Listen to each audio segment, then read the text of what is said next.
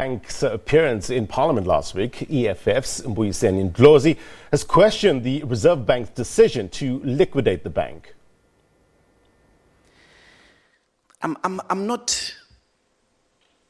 must go on record, we must go on record that wherever corruption and criminality rears its ugly head, it must be confronted very harshly.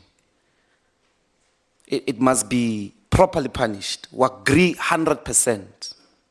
So the substantive issue that Honorable Tobias was talking about the other time when we started is the conclusion of liquidation at this short space of time. It's very new in the history of banks that get into problems. I even went to look at studies. There is a thesis in the University of Pretoria, a PhD thesis. It's there online of a student that studied banks from 1990 that have faced problems of liquidation, of mismanagement, of debt, of corruption. And the Reserve Bank always tries to save them first, without a fail. Injects a certain amount of money, tries to recapitalize them. Here, the first act is VBS must shut down. So let me give one example that many people have thought we don't understand. And for the sake of time, I'll just read Honorable Chairperson. It's an African bank. Because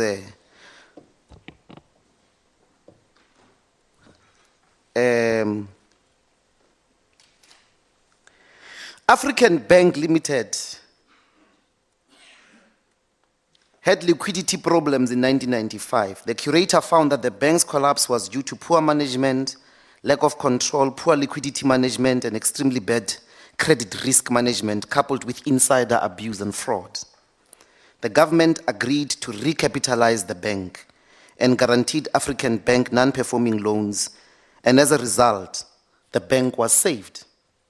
In 2014, African Bank collapsed again. It is indisputable that greed got the better of the senior managers at the bank. The African Bank former chief executive, Leon Kekniks, I don't know how to pronounce that name properly, took decision which ensured that he is paid performance bonuses while flaunting the law and charging poor people interest as high as 32%. When the curator delved deeper into African Bank books, they found that this Mr. had received well over 300 million in remuneration, dividends in his personal capacity and trust, which he was a beneficiary. Other senior directors earned between 80 to 118 million before the bank collapse. Despite this, all these problems, African Bank was recapitalized into a new bank under new shareholders, and now it is positioned as a thriving bank. Whatever happens, the criminals will be long gone. You can put them in the jails, you can recover money that is lost. In 40 years, they'll be gone. But a bank of black people can live for 100 years.